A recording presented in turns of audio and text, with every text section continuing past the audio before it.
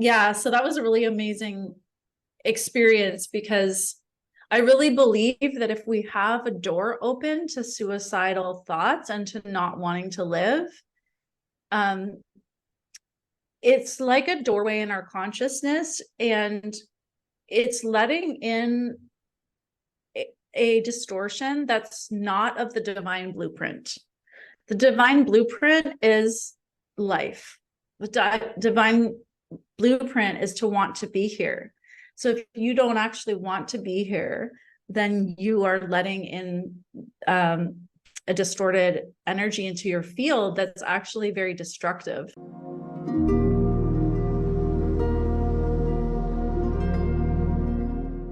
Today, I'd like to welcome Karen McMullen to the show. Karen, welcome. It's such an honor to have you here. How is life treating you? How's 2024 treating you so far? Yeah, it's so good to be here. Lovely to meet you and your viewers. And I am doing well. I'm actually in Havana, so I am a very passionate dancer, and I have been in Havana for about 6 months this year, really studying the roots of salsa. So I, go out at night and I go dancing, and it's incredible. Like, it is the most wildly amazing place. People are so talented here. The dancing is at like a whole other level than anywhere in the world. And so I'm doing well. Awesome. I have a few songs in my head hearing that you're in Havana, and I want to start dancing too. So I could totally tap into the dance vibe that is alive out there. So I could talk about dancing for an hour, but today we're going to talk about other things. So today we're going to talk about what you have built your YouTube channel around, which is human design. And I know that human design has come into my life a couple of times, but I really don't know that much about it. So I'm really excited to pick your brain. But before we get into what human design actually is, how did you find human design, or how did human design find you? What was that journey like? I'm really curious about that. Yeah, it's kind of an amazing story. About 10 years ago, I was building my coaching business, and I had quite a successful coaching business at the time. I was doing public speaking around Western Canada, and I was selling a workshop called Discover Your Genius. And then I had like a year-long coaching program called Live Your Genius, and I had a business program called Leverage Your Genius, and then I had a coaching training, and I was building an empire. And I really love that work of helping people discover like what their uniqueness is.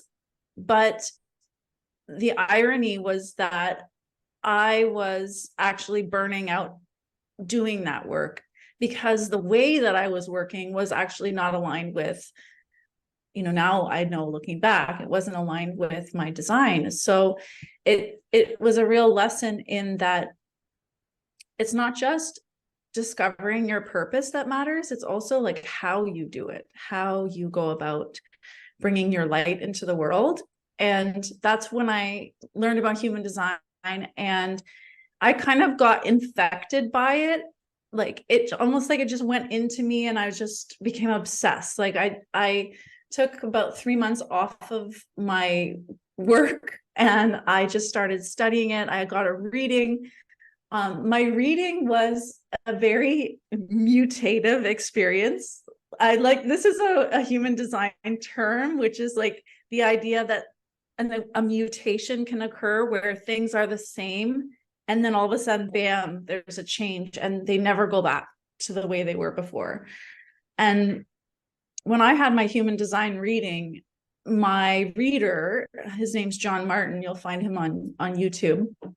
He's since passed, unfortunately, but he showed me that my sexual vitality was a huge part of my chart, and that it was a big part of my purpose even. And there was something about that really resonated as true, but I knew that that was absolutely dormant. Like I had not been turned on in years. Like it was not alive at all. And he was describing a person who was full of life, who was sexually vibrant, who was like in the now, like this physical sort of person. And it was like he was speaking something that I knew was there, but was not how I was actually living. And what happened was he ignited in me this fire. It was like a Kundalini awakening. Like I had this sexual fire that just started burning me, and it went on for years. So after that time, I was ignited, my sacral fire. So those of you, who do go and look up your human design chart, which is free, you can discover what your type is. And 70% of the planet is one type called the generator. They have a defined sacral center, which is, I have a defined sacral center. So my sacral center just like lit on fire. And then I had this inconvenient sexual awakening that drove me crazy for years and absolutely changed my life, because it made it so obvious the things that I was doing in my business that were dead, that were without any life. So I stopped doing sales calls. I stopped forcing things in my business. It was really scary because my income did go down a lot. I radically changed a lot of things. I ended up breaking up with my boyfriend at the time. I sold all my belongings. I moved to Mexico. I became a yoga teacher. I sought enlightenment. So yeah, fast forward 10 years, my life is pretty much unrecognizable. I channeled a book about 5 years ago, and that spurred me to starting my YouTube channel so that I could build an audience for this beautiful book that I received through divine grace. And meanwhile, I've become a salsa dancer and my sexuality is fully expressed. And I am that alive person now that John described to me in my reading. And so now I'm sharing human design with people because it's really just how I view the world. Like I can't not see things through the lens of human design. To me, it's very natural and it's very obvious. It's just the way I see things. So yeah, that's how human design got me. Yeah. I love it. Thank you so much for sharing. I noticed, like, after hearing your journey, I want a reading now. And like for me, usually what happens is I'll enter my information, I'll find out I'm a manifester, and then when I look at the chart, I'm just like, I don't understand any of this. So hopefully today we can break it down a little bit and help people understand, or maybe point them in the direction of where they can get a reading, because something you said really stood out to me. And this is my understanding of human design, is that our human design is how we're supposed to operate in this world. It's what is so natural to us, and there's not a lot of work involved when we're following our human design. So I'd love it if you could maybe break down, what is human design? I know there's 4 different types. So maybe we can just move into talking about that a little bit, because I'm sure everyone's interested and probably wanting to know, what's my human design? It's an honor to be able to introduce human design to people. It's an amazing system. It was channeled, so it was received through divine grace in 1987 by this man named Ra Uru Hu, and it's a system similar to astrology, where it's based on your birth date and how you were influenced by the stars and the planets at the time of your birth, and that imprinted your unique consciousness and the unique vessel that you are here to express as individuality in this lifetime. And it provides you with a chart. So when you go to a website and you look up your free chart, you can just Google free human design chart, enter your birth data, and find your chart. And it will look like this very strange galactic thing with all these numbers and a strange image on it, and it won't make any sense at all to you, and it will look very complicated, and that's exactly what it is. But there's really, layers of information when you look up your chart. There's the most basic and most fundamental things that you can understand about yourself and really how you function mechanically relative to others. And this is truly a part of the way I approach human design. Is I really love to emphasize the basics and the most fundamental parts that are really important for people to understand. And you mentioned, the first one, which is that you'll discover that you have a type. There are 4 types: the generator, the projector, the manifester, and the reflector. And there's a subtype of the generator called the manifesting generator.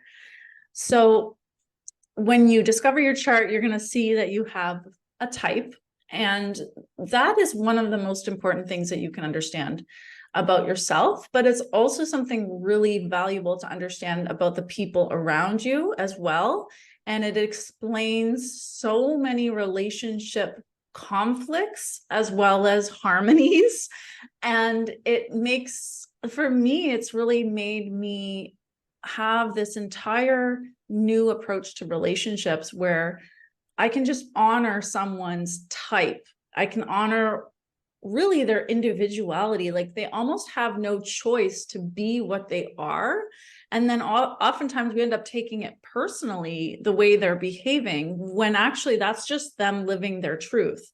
And as you see these things through understanding your design as well as other people's, then it just makes your relationships much more harmonious, and it gives you the ability to honor other people. I love how you described that. So as I teach authentic relating, one of the things that I always say, it's like a mantra, that with enough information, everybody makes sense.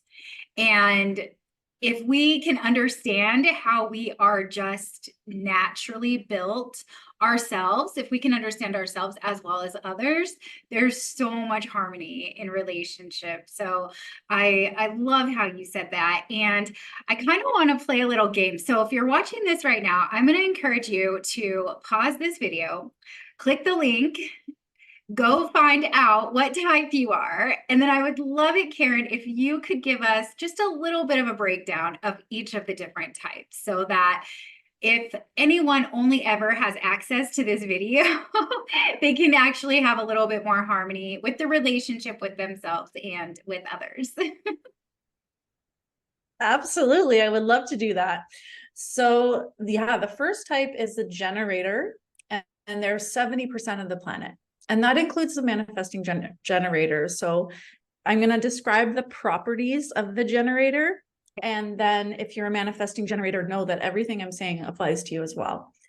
And I'll explain the difference in a moment. So when I'm describing these types, the first thing to understand is that these are aura types. So this is like, if you imagine you're in a bubble, you have this bubble that's like your energy bubble extending out from you on either side. Maybe it's 6 feet, maybe it's your arm's length. It's around that. And your bubble has certain properties. So when your bubble bumps up against other people's bubbles, it's going to have a way of interacting. And these properties really determine quite a bit about how we mechanically function relative to the universe and to others. So there's 4 types of bubbles. Okay, so the first bubble type is generator, and the generator has an enveloping and attractive and open bubble. So like when generators get together, there's just like, there's no barriers. They're just together. They're like, it's like their bubbles are hugging each other. Um, there's nothing stopping anything from coming into the generator's field. It's open, it's embracing. So there's just like warmth and kind of togetherness almost of the generator bubble. And it's attractive. So the generator's bubble is attracting to them the things that are right for them. Yeah. And that's a really important thing for every generator to be aware of. And truly 100% of people need to understand generators, because generators are 70% of the population. So you're either a generator, or you love a generator, or you work with generators, or you're constantly surrounded by generators. So learn to understand the generator is essential for everybody. So the generator is meant to be just kind of like there, and then things come to them, and the things that are right for them, they resonate with it, and it makes their sacral center come alive. Because every generator has a defined sacral center. That's when you look at the chart, you'll see there's these 9 centers, and they're either colored in, defined, or undefined. And the things that are defined in us are the things that are really solidly there, like they're always present, they're reliable. So anyone with a defined sacral center is basically just this ball of aliveness that resonates with certain things. It's like my ball of aliveness loves Cuban salsa music. And like when I hear that music, it just makes me respond. I'm like, ooh, yes, life force resonating with life force. Like this is a yes, a resonance. Where if I hear other salsa music, I don't even know what kind it's called, but I do not like it. And it makes me not want to dance. It makes me want to leave the room. And so it's very specific what the generator resonates with. And so they don't even really know what their life is supposed to be. They're actually just waiting for stuff to happen that resonates. And then they know, oh my God, yes. It's like, I didn't know I liked human design, but it came into my field, and then it was just, it resonated so much. And I didn't know that I wanted to be like a salsa dancer or live in Cuba, but like gradually life just showed me my aliveness was like a million times more alive in that direction. So the generator is really meant to be alive, full of life, resonating with what they're up to, and not forcing things to happen. They're meant to live by attracting things into their field, and then resonating with them and using their life force well. Yeah. As you were describing the generator, I was imagining it's like not pushing on anything, because the energy is so attractive, and like once that thing hits, it's like whoosh. and the aliveness comes. And so that was really helpful, because I know people that know their human designs, and they've told me they're a generator. And as you were describing, there's like this, just they attract and they welcome.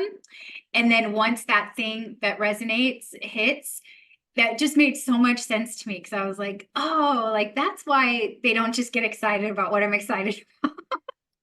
Yes. It doesn't resonate. It doesn't hit that sacral center for them. So that was really amazing. Thank you. Exactly. And so that's one example of how it's really not personal. It's like you can ask a generator, like, do you want to go out for pizza? And they'd just be like, no, like they just don't. Yeah. And then you can ask them, like, do you want Thai food? And they're like, yes. Yeah. You know, like but it's not personal. Like if you were, if you were inviting a generator into a project, and they just have no life force available for it, Yeah. you have to honor that. It's not actually about you at all. It's just their unique life force has no availability for that thing. Right.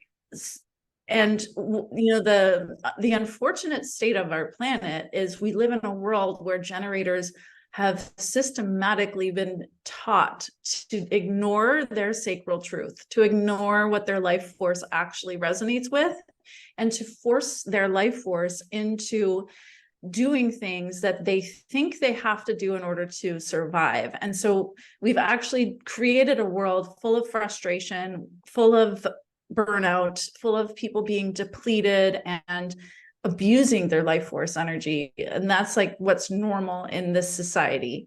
Yeah. I just had another little kind of vision as you were talking about how we've learned. I mean, I'm not a generator, but like I think the whole world has learned, like how you said that, like instead of allowing things to come and turn us on, we're supposed to follow a certain path or do this if we want this, if we want that. And I just saw this image of 70% of all people are generators. So if we all returned to that natural state, the generators having their sacral come alive would just power the world. They would generate Exactly. the world. Exactly. So yeah, that was really powerful. I really loved it. I'm getting full body chills as you're saying it. That's exactly. Yeah. And it's literally just one choice away. Like that's all it takes is just daily little choices of noticing what your life force resonates with. Yeah. And following that. And so it doesn't mean you have to live like impulsively. Let's say, like I have a dear friend who has devoted his whole career to ski patrolling and snow safety, where he blows up avalanches. So he just like, that's his career. That's his thing that he's most passionate about. So he's daily devoting energy to those things that he really most loves. And he's built his whole life around that. So it's not like every day he's impulsively like, ooh, what am I waiting for to respond to? It's like, no, he's got a life where he's doing the thing that he loves. And that's, you know, that's really what it's about. But let's not neglect the other types. Right. So, I do have a video about the manifesting generators, so maybe we can include that so that manifesting generators can see the nuance there. But generally, like, it doesn't actually matter. And I'm a little disappointed, honestly, in the popular culture around human design that so many people get obsessed with this nuance of being a manifesting generator, when the classic original information puts very little emphasis on that. Because for anyone with a defined sacral center, the most important things to know are the things that I just mentioned. Right. But the projector's bubble is very different from the generator. The projector has a focused and penetrating and absorbing aura. So it's absorbing, and it's like, it's kind of like the projector's like almost entering into a situation and they're getting a bunch of information, like energetically, they're really absorbing, almost like they're eating their environment. They get this sense of the people and the whole room and everything. But then they're focused. So their aura like is actually, if like you're having a conversation with a projector, it's like going right into your core, and they're seeing you and they're penetrating you with their vision. So it can be very disarming and naked. And like, if they see things in you, every projector, has a gift of seeing. They have a unique way of seeing things. And when they then go and tell you what they see, it's almost like getting surgery. It's like, you know, you just met someone and they're like telling you something that's very like going right into the core of your soul. And that's why the strategy for the projector is to wait for the invitation, because if you think about surgery, it's a really good analogy because surgeons are highly paid and highly valued to do very like highly important work. But if you don't ask for surgery and someone just starts taking out their utensils and started doing stuff, digging into your flesh, like that's very invasive and unwanted. So that's a good analogy. It's like the projector's observations are not neutral, they're penetrating. And so if they don't wait until the other person is sort of welcoming that deep wisdom and vision that they have, then they meet a lot of rejection, and people will be very resistant because they didn't ask for surgery at that moment. And so it can feel very invasive and naked as a receiver. So the projector needs to learn to wait for the invitation, to notice when people are really ready to receive that penetrating aura, and then to share their beautiful insight. And they're here to have success in guiding others because they really do see a lot more than most people. And generators, for example, are very unaware of the best use of their energy often, where a projector can come into a situation and be like, whoa, like, dude, this needs a little fine tuning here. This like would work much better if it was this way. And like I have a projector who's my business coach, and she's like so crazy amazing. Like she came into my business and she just did these little fine tuning things, and all of a sudden everybody started buying. Like nobody stopped buying the moment I started working with her, and I was doing almost the same thing, but she fine tuned it. And I was like, what is this projector voodoo? Right. So I have a couple of questions about the projector. So what I was hearing, and I feel like you just kind of answered it with the little story you told, but I imagine that projectors probably make really good leaders. Would that be true? Absolutely. Got Yeah, it. absolutely. And then if we have a projector in our life, you mentioned that the projector is probably going to do better if they wait for the invitation. What if we're not a projector, but we have projectors in our lives? What would be the best way to like navigate with them? Well, I always like to, when I have a projector in my life, I always just like to really appreciate them and value them. That's really important for the projectors to feel valued, appreciated, seen, understood. And I have a really close friend who's a projector, and she's just very masterful at sharing in such a honoring way that I don't think I've ever really felt invaded upon by her. So I think if you're noticing as a projector that you get resistance, then it's just a sign that you're probably sharing more than other people are ready for. So then, you can just, as if you're in a relationship with a projector, you can just say, hey, I'm not ready for any feedback right now. Right. Know yourself, know if you're open to it or not, and be open to receiving if you are. Yeah. Yeah. Awesome. All right. So anything else around the projector?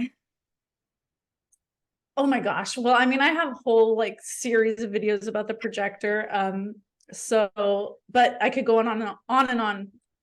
But yeah, the projector and all the other three types actually are really prone to burnout because they have an undefined sacral. So they're not meant to work in the same way that the generator can, like, if the generator is doing something they love, they can just kind of go and go and go and then be tired and go to bed and refuel. But the other three types do need to be more discerning about the use of their energy, basically, so that they don't burn out, and to allow themselves to, on the surface, maybe work less than what is considered normal, but to know that their concentrated work and their concentrated efforts are actually very valuable. So they go in a way further than, they don't have to work as much. They can work in more concentrated time periods, and that's going to be very individual to every single non-sacral type, which would be the projector, the manifestor, and the reflector. Got it. And you mentioned earlier that the generator makes up about 70% of the population. What about the projector? How many of our people are projectors out there? Yeah, sorry, I should have mentioned that. That's 20%. So 20% are projectors, and then 9% are manifestors, and 1% are reflectors. Wow. Okay. So the manifestors and projectors make up 90% of everybody. Yes, exactly. And again, I just want to emphasize that, even among the 70%, there's so much individuality within, like, so a lot of people say, I don't resonate with being a part of the 70% because I feel so different. Well, there's just infinite variations of individuality within that. What we're talking about is not actually personalities at all. We're just talking about the bubble and the properties of the bubble.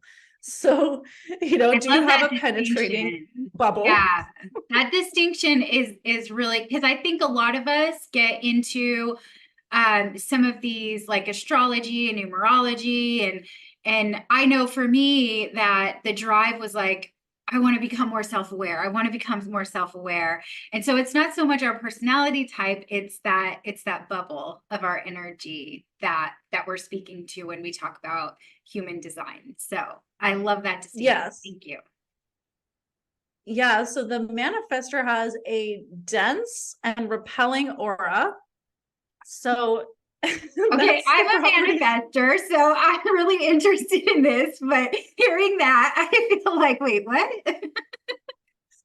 Yeah, it's so funny because I so often meet manifestors and their personality is so kind and sweet and lovely and bright and gorgeous. And it's like, this is what I really mean by it's not the personality. It's like the actual aura has dense and repelling qualities. So this basically means like, and it's closed. So like the generator aura is open and enveloping, where the manifestor aura is closed and dense and repelling. So, it's designed to make an impact. So the manifestor is here to initiate things. And if they want something, they need to go for it. Like nothing good is coming to them. They have to go out and do it and make it happen. So if they're waiting around to attract certain things, it's just not going to go that way. Yeah. So they've got to like kind of almost tune into the universe, life. They're, oftentimes like your spirituality will guide you and kind of show you your vision and where you want to go, and then that's to you to go out and make those moves and to know that like your purpose is to make an impact and to bring something into the world through initiation. And also that it's initiating, in that there's this like manifestors can start things, but they can also initiate people into a new phase. Today you're probably initiating people into human design, right? And you're the one making that impact in their life by bringing me here. So as you were explaining that, so much made a lot of sense to me. I am the one who's always pitching. I get ideas and I'm like, let's do this, let's do that. And like you said, this entire podcast is because I want to make an impact. I want to bring truth as much truth as I can to the world. And so as you were Absolutely. talking about that, I was kind of like, yep, yep, yep, that's true. Yeah, and it can be really helpful for the manifestor to know about the dense aura, because like I have a really close friend, for example, she's a manifestor, and she's the one that brought me to Cuba for the first time in 2019. And she told me before, she used to go to the clubs, and like people were afraid of her because of the dense aura. Like they don't know why they're not asking her to dance. She's gorgeous, she's an amazing dancer, but they weren't coming up to her. And she said when she went with me, because I have the open enveloping aura, and I also have this particular channel, which is about dissolving barriers to intimacy. So people feel insanely close to me. It's crazy. So I have a lot of like wild experiences because of my aura. Yeah. And the like, this is the thing about our bubble. Our bubble contains a bunch of information, and people don't know why, but they're getting actually almost a transmission of information just by interacting with our bubble. So my manifestor friend said when she goes dancing with me, I'm like attracting all these people into our bubbles together. And she said it's like they go to her, but it's like through me that they get past her dense repelling aura. Yeah. And then Yeah. she helps protect me with her aura, because without her, like I'm just like a deer with all the wolves around. Yeah. So anyway, it's just funny watching the auric interaction. But a manifestor can very easily begin to feel rejected, like they're not included, they're not a part of the group in the same way that the generators all come together and have this mushy puppy puddle. It's like, why don't people come up to me that same way? And why am I not getting these things? It's like, well, your aura's dense and repelling, bitch. You gotta go for what you want. Oh my gosh, I'm I sorry, feel it's like for I feel like you know me. I feel like you're speaking my experience, and I am curious about this dense and repelling, and I didn't know that up until right now, and it's like kind of just all clicking, because there is a sense of feeling left out even when I'm in the middle of a crowd, or rejection. I mean, that's like one of my biggest fears that, has caused me so much awareness because I've had to look at it so much. And yeah, so I'm curious if there's any more to say about this dense and repelling aura. Yeah, absolutely. There's a lot more. I did a whole playlist about the manifestor on my channel. But the manifestor in essence is here to go for what they want. So let's say you're at the dance when you're 12 or 13. Like you have to cross the gym and ask the boy that you like if he wants to dance as a manifestor. So you have to like do that whole walk across the gym. You are facing the fear of rejection because Yeah. he might not actually say yes to you. That's the truth. That's just a fact. Like you might be rejected. Yeah. So, but at the same time, what's true is you want to dance with that guy. And there's almost no chance that he's ever going to walk across the gym and ask you with your dense and repelling aura. Yeah. So it's worth it to go ask him and go for what you want, because that's actually just true. It's just true. So that's, like facing the fear of rejection is really important for the manifestor. Yeah. And then going for what you want. Yeah, I love this conversation, and we can move on to the next one, but I just want to say this, that as a manifestor, so for any of the manifestors that are listening out there, as a manifestor, this information right here has just given me so much insight into my entire life. Literally, I'm not kidding. And what was, the receiving, all this spiritual like teachings about attraction rather than promotion, or receiving or waiting, and it will be revealed and it will unfold. That's always been hard for me. Like seriously, so difficult. And I'm always like, this is what I want. I want it now, and I've had to like pull back on the action. And now I'm like, I'm not pulling back. Like I'm going to go for it. Like, I don't care. And Yes, so exactly. thank you. Yeah, well, exactly. So that would be very unnatural for you to just wait. But the thing is, Yeah. oftentimes as a manifester, for you to actualize your vision, it's not just you that's going to be required. So that's where the manifester does really struggle with impatience, because they want the thing now. And yet the world operates on the timing more of the generators, who are the ones who are really doing the stuff. Like they're the ones that are going to edit your podcast, and they're the ones that will do this.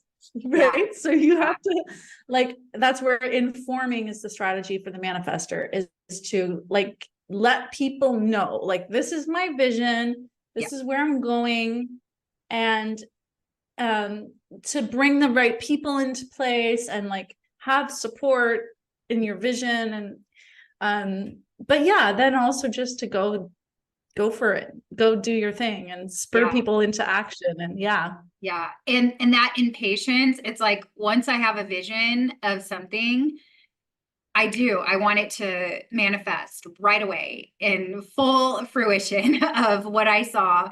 And it's interesting because right now with this podcast, right, I'm reaching out to people. I'm seeing, who do I want to talk to? And I'm reaching out, and it fits so perfectly. yes. But before this, I was always in, some sort of sales position or affiliate management. So I was always, kind of going out and doing it and pulling it in, I guess, would be what I would have to say. So it's all fitting so well. I'm just really excited about this conversation. So thank you. Hey, you're welcome.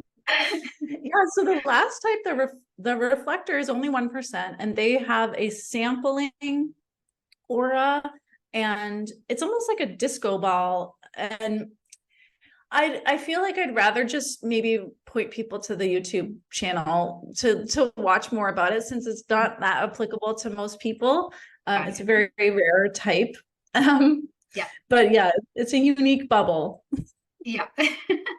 And we'll include the links to your YouTube channel in the description. So for anyone who has paused the video and goes and figures out which type you are, that link will be available so that you can get all that information. Her channel is amazing. I've seen it. I've watched it. It's why I reached out to her. So, okay. So those are the 4 types. And I'm curious, what else is alive around human design? Yeah, I mean, from there, it just goes deeper and deeper. So there's deeper layers. So usually, like, the most important thing that I always emphasize is the type. The second most important thing is, what is your decision-making authority? And there's 7 different decision-making authorities. And this is this idea that we each have a place that we can go to inside of ourselves to rely on truth to make choices about what's right for us or not.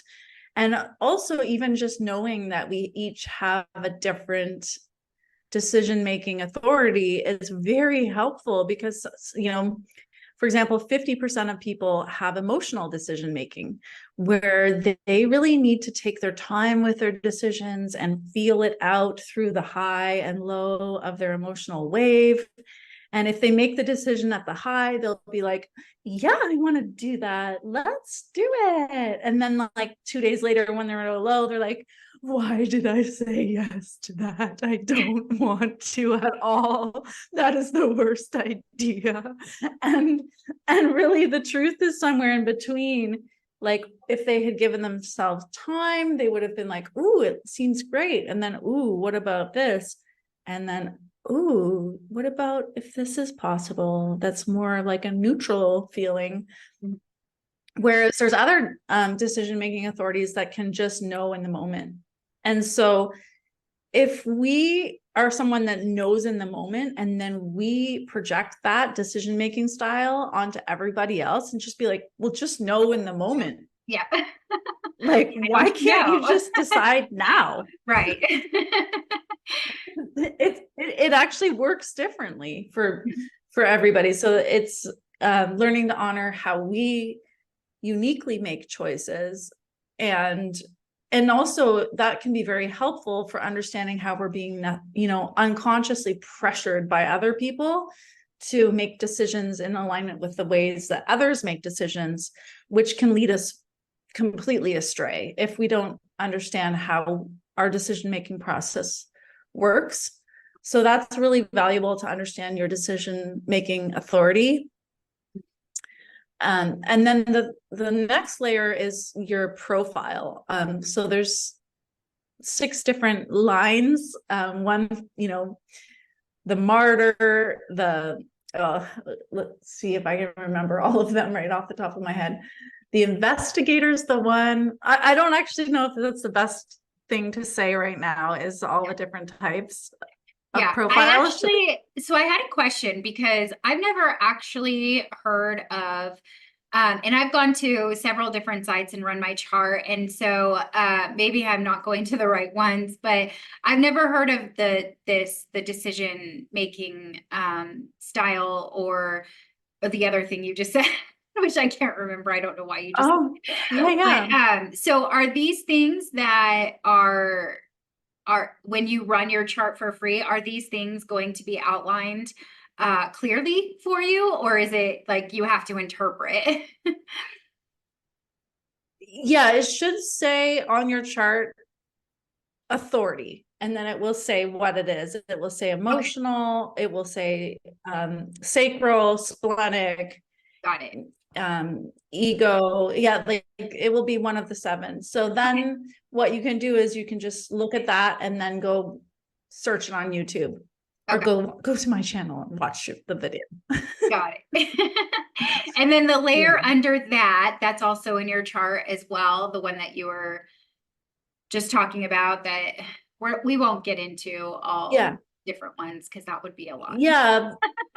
The more that you go deeper, like the profile, and then we can look at what gates you have activated, what channels. You're getting deeper into the personality. Like, there are things that we can look at in your chart that are very specific about kind of who you are, your purpose. I do a business reading where I look at your ideal client, your brand, your genius, the outcomes that you are here to bring to people's lives. Like, there's actually a lot that we can say about you individually that's more about your character. And those are those deeper layers that you get to. Got it. So when I remember going to check my design, there's like the bubble, and then there's all these different like pieces. So those pieces are more specific to the personality based on the information, similar to astrology, would you say? Yeah, in a way, like you could go to an astrologer and they would tell you certain things about yourself. Absolutely, in that way. So yeah, I find it really helpful. Like when I look at you, I know a lot of things about you just by looking at your chart. I immediately know a lot of things about who you are and how you operate, and what I would go to you for, because like my passion has always been, like, I created that program, Discover Your Genius. I like to honor your genius, to know what you're really good for, and I'm constantly networking. Like, if you ask me for something, I'll be like, oh yeah, I know a person that's their genius, and this is what human design can help with. It's like, oh, you're the kind of person that I would go to for this. And then we each have our thing, right? Yeah, I really want to know how to get a reading because I'm really curious now. I know you have my chart. I know you ran it before we pressed record, and I'm like, you probably know more about me than I know about me as far as like all those different nuances within our chart. So how would someone go about getting their chart read if that's something they're curious about? Yeah, I offer two readings. They're both on my website, karenmcmullen.ca. And I do a basic reading, which is, really looking at the foundations of your human design so you can understand your chart. And then I do a more business focused reading where I look at, your ideal client and your ideal business model and your genius and your brand and that kind of thing. Both of the readings that I do, I channel. So I also have a unique gift of tuning into the energetic signature of your essential self and really the energy that you came here to embody, and then how that comes into expression through your design. So I combine my channel messages with my human design reading, and usually people come to me when they maybe they just are in a little bit of a low in terms of momentum. They might be kind of feeling stuck. They might be actually in a burnout or a career change moment, like where it's a transition. Mm-hmm. So I find that I'm like a person that sort of just plugs you back into the socket and kind of like empowers you again and gives you that confidence and clarity boost. Yeah. So yeah, but I think there's so many people doing readings. So I think it's just really choosing the person that feels right for you, and then doing a reading.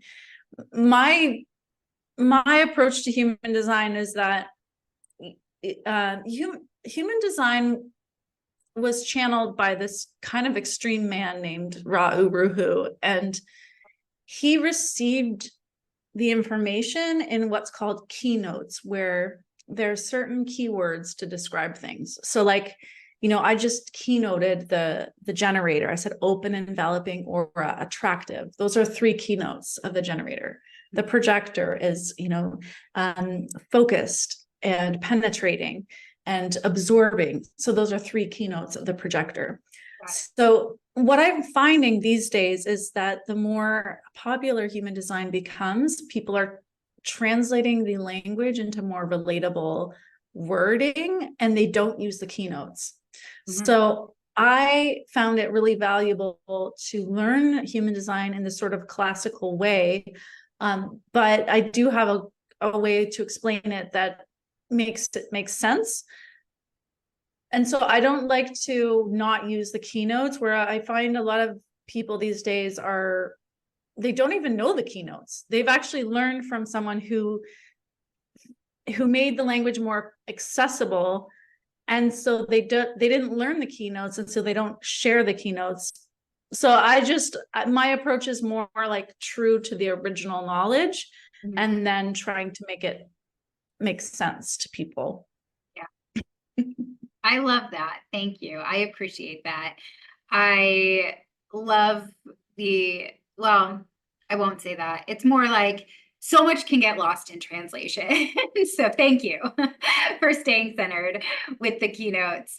Okay, so we have been chatting for a while, and I have a couple of questions that I ask all my guests. So before we go there, is there anything else that you want to offer around human design or anything that we've talked about today?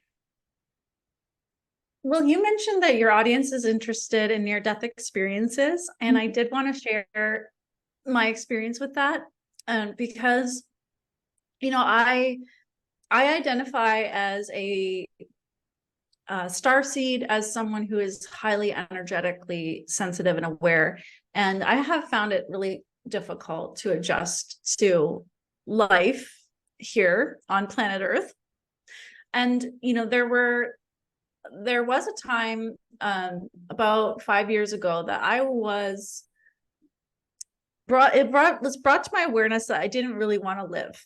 And I never really consciously thought about it, but I literally every day when I would wake up, I would be kind of like, oh, here I am again.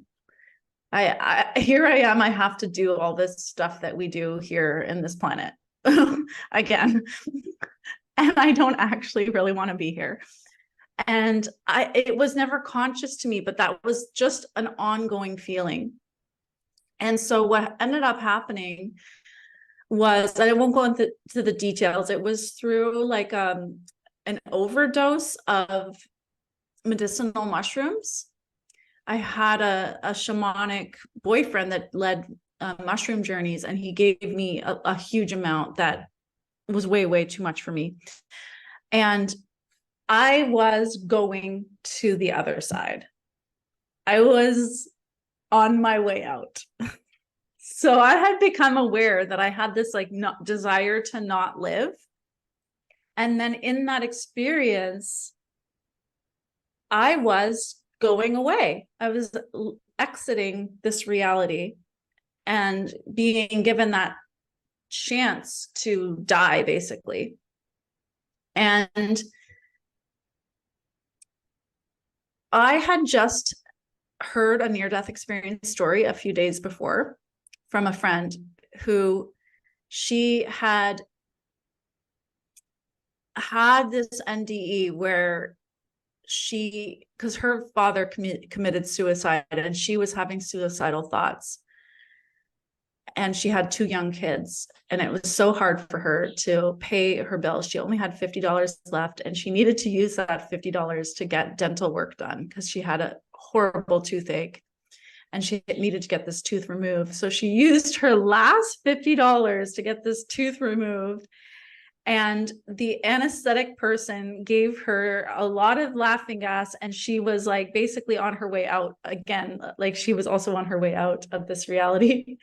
And she was taken to this kind of doorway where she was being processed to leave planet Earth. And she said, no, I can't go. I can't do to my kids what my dad did to me and like leave them behind. And so it was all of her willpower to stay with like an all-in choice that was able to bring her back. That was what it took. It was like she had to go from having this percentage of her that wanted to die to having no percent that wanted to die, to having 100% that chose life. And so that's what happened to me in my moment there. Was I got to see what it was like to be Karen, like being Karen in this life. I get to be this avatar, and this avatar will never exist. This is the one who is this warm, friendly, funny, kind, really lovely person. And, you know, in that experience, I wasn't Karen anymore. I didn't experience that consciousness. She went away. I wasn't in the Karen-ness. And in the lack of Karen, I was like, oh my God, that was a good one. That was a good character. And she didn't get to play it out fully. Yeah. So I chose in that moment 100% with all my willpower that I actually did want to come back and I did want to live fully. So yeah, so that was a really amazing experience, because I really believe that if we have a door open to suicidal thoughts and to not wanting to live, it's like a doorway in our consciousness, and it's letting in a distortion that's not of the divine blueprint. The divine blueprint is life. The divine blueprint is to want to be here. So if you don't actually want to be here, then you are letting in a distorted energy into your field that's actually very destructive. And through willpower, you can actually choose to really want to be here. Yeah. Wow, that was so powerful. Thank you so much for sharing that. And I would love to have you back where we actually go deeper into your near-death experience. But so I didn't have an NDE, but I did overdose, and I came to a couple days later in a psych ward. But I didn't have any of those, experiences. But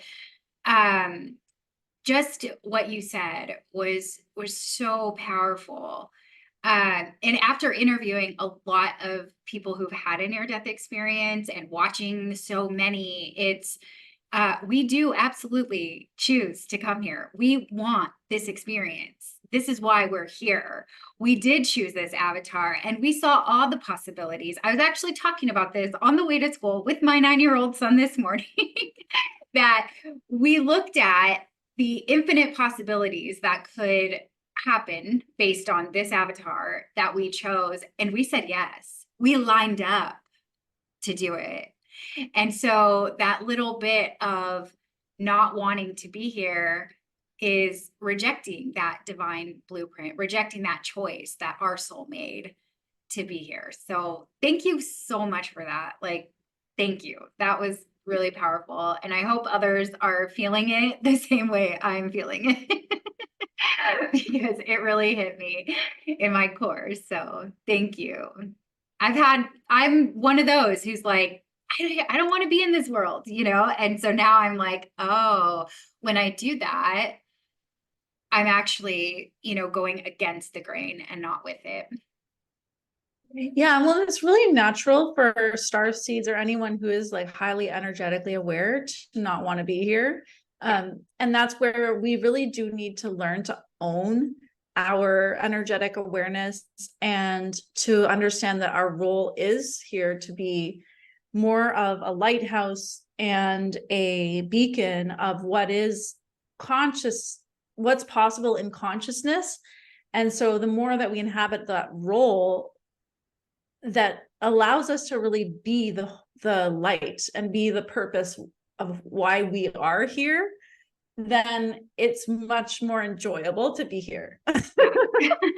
and finding, these things like human design, astrology, numerology, it helps us relax into who we actually are and what we're meant to do and how we're meant to be in this world. So thank you so much. I do have a couple of questions that I like to ask all my guests. So the first question is, how would you define God or source? I would define God as an infinite presence of light and love. Awesome. And that's probably about it. But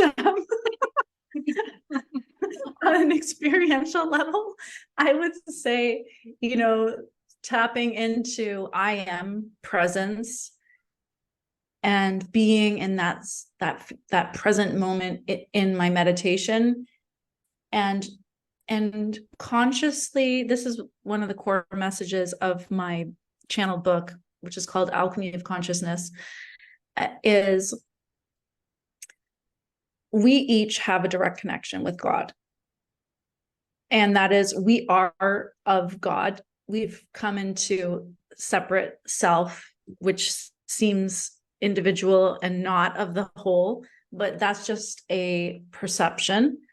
And so at any moment, we can connect with our divinity and with that true nature of I am, eternal presence, eternal light, truth, love. And when we do that, what it takes to connect is a choice. You have to use your free will as an individual personality self that seems separate. You have to choose to connect with the infinite. And in a sincere choice, in a sincere desire to connect, you will connect. There's just no way you won't connect. As if you have a sincere desire, you will connect. And it might take a little time, but it's always there. It's always there. So that's my That's my definition. I think that's a really important thing, really, at this time on the planet, especially for everybody to be doing. I agree. Thank you. The next question is, what would you say is the purpose of life? I would say the purpose of life is to express the qualities of our divine nature as individual selves. So, we get to come into these lives and embody certain characteristics and qualities. Here in Cuba, the circumstances people live in are incredibly challenging. There's a lot of shortages of basic things required for living, and people live with a lot of limitations. But those limitations that people have lived with in this country have formed certain character traits that Cubans embody, which is like incredible music and spirit and dance and a culture of giving and heart-centeredness and mutual support. And so even like we don't always get circumstances that are what we think we want in life, but actually those circumstances are opportunities for us to express and develop certain divine traits and characteristics and to live out certain expressions. And so, these are all answers that you can access directly from divine guidance. If you're wondering, like, why the heck am I still struggling in my love life? It's like, oh, damn, I'm on a journey that's developing certain character traits. Yeah. Awesome. I love that answer. Thank you so much. The final question is, if you could take one piece of wisdom that you have now and offer it to a younger version of yourself, what would that one piece of wisdom be? I actually think it might be to work on childhood healing and trauma earlier. And because, ultimately, like even human design and anything that's connecting you back to your truth is, to me, also going to connect you back to your original wounding. And and those things run really deep because those are traceable back to your parents' wounding and their parents' wounding, and it's all just keeps going. But I think the earlier that, if I could have addressed those things earlier, it would have enhanced my relationships. So the more that I am able to heal, then I'm able to have relationships that are less based on past distortions and more, in the present moment, coming from a place of truth and love and empowerment. So, that's an ongoing process that I'm engaged in. So. Thank you. Well, Karen, this has been so much fun. So much fun. And I'm definitely going to invite you back so we can go deeper into your NDE and anything else, because I feel like I could talk to you for hours and hours and hours. Actually, it's probably your generator inviting bubble. But I will be sure to include your website, your YouTube page, and anything else that you want in the description below, so that anyone who feels called to reach out or work with Karen can do so. This has been so much fun and such an honor. Thank you so much. Thank you. I have loved it. Thank you so much. I'm so thrilled. Yay. Thank you. Thank you. I would like to personally thank you for tuning in to this episode. If you haven't already, please be sure to like this episode, subscribe to my channel, and turn on notifications so that you never miss a beat. And if you really resonated with this content, please share it with all of your friends so that collectively we can expand our consciousness. Have a very blessed week.